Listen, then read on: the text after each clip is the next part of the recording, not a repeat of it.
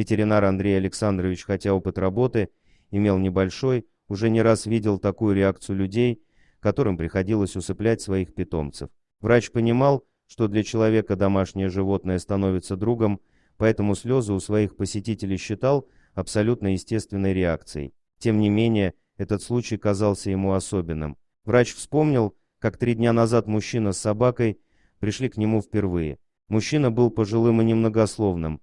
Его собака Найда, 9-летняя дворняга, которая уже несколько дней не поднималась на ноги. Мужчину поведение животного испугало, поэтому он принес собаку на срочный прием. В ходе разговора с ветеринаром мужчина сказал, что Найда единственная живая душа, которая у него осталась. Осмотр выявил у собаки серьезную инфекцию, лечить ее нужно было срочно, но лекарства и процедуры стоили недешево. Если не оказать собаке помощь, инфекция продолжит распространяться и приведет к тяжелой и мучительной смерти животного. Врач поставил перед мужчиной альтернативу – лечение или усыпление, которое позволит собаке избежать боли и мучений. Свое предложение Андрей Александрович сделал очень сухо, не подумав, как его слова будут восприняты посетителем. После вердикта врача мужчина положил на стол деньги, пару помятых купюр, дрожащими руками взял собаку и ушел. Мужчина со своим другом появились на пороге клиники спустя 3 дня.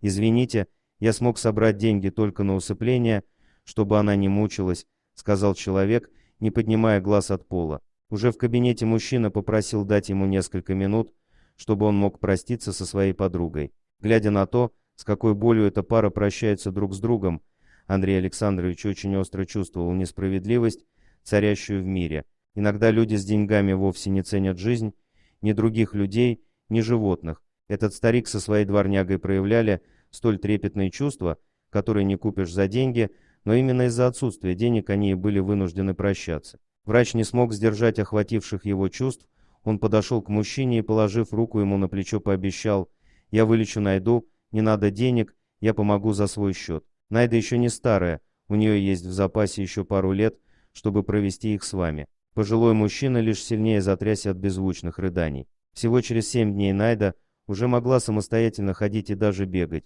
Капельница и правильный уход позволили ей быстро справиться с болезнью. Ветеринар чувствовал настоящее удовлетворение от своей работы. Возможно, он совершил не самый значительный добрый поступок, но пожилому мужчине и его собаке он смог сохранить веру в людей и надежду на лучшее будущее. Дорогие друзья, если вам понравилось видео, поставьте лайк, а также подписывайтесь на канал, где найдете еще много интересного.